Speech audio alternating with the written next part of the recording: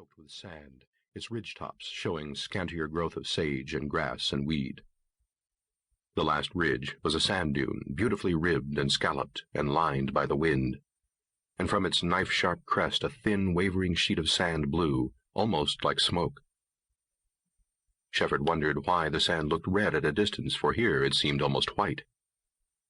It rippled everywhere, clean and glistening, always leading down. Suddenly, Shepherd became aware of a house looming out of the bareness of the slope. It dominated that long white incline. Grim, lonely, forbidding, how strangely it harmonized with the surroundings.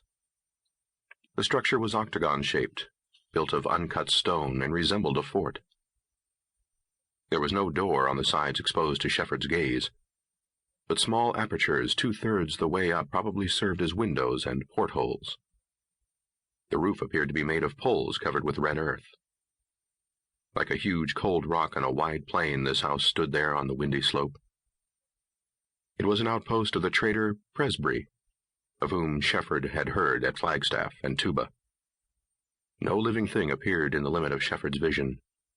He gazed shudderingly at the unwelcoming habitation, at the dark, eye-like windows, at the sweep of barren slope merging into the vast red valley, at the bold, bleak bluffs. Could anyone live here? The nature of that sinister valley forbade a home there, and the spirit of the place hovered in the silence and space. Shepherd thought irresistibly of how his enemies would have consigned him to just such a hell. He thought bitterly and mockingly of the narrow congregation that had proved him a failure in the ministry, that had repudiated his ideas of religion and immortality and God, that had driven him at the age of 24 from the calling forced upon him by his people. As a boy, he had yearned to make himself an artist. His family had made him a clergyman. Fate had made him a failure. A failure only so far in his life, something urged him to add, for in the lonely days and silent nights of the desert he had experienced a strange birth of hope. Adventure had called him, but it was a vague and spiritual hope, a dream of promise, a nameless attainment that fortified his wilder impulse. As he rode around a corner of the stone house, his horse snorted and stopped. A lean, shaggy pony jumped at sight of him, almost displacing a red, long-haired blanket that covered an Indian saddle. Quick thuds of hoofs in sand drew Shepherd's attention to a corral made of peeled poles, and here he saw another pony. Shepherd heard subdued voices. He dismounted and walked to an open door. In the dark interior he dimly descried a high counter, a stairway, a pile of bags of flour, blankets, and silver-ornamented objects, but the persons he had heard were not in that part of the house. Around another corner of the octagon-shaped wall, he found another open door, and through it saw goatskins and a mound of dirty sheep wool, black and brown and white. It was light in this part of the building. When he crossed the threshold, he was astounded to see a man struggling with a girl, an Indian girl. She was straining back from him, panting and uttering low, guttural sounds. The man's face was corded and dark with passion. This scene affected Shepherd strangely. Primitive emotions were new to him.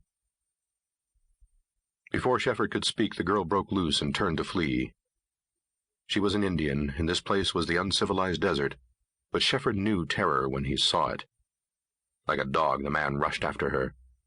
It was instinct that made Shepherd strike, and his blow laid the man flat.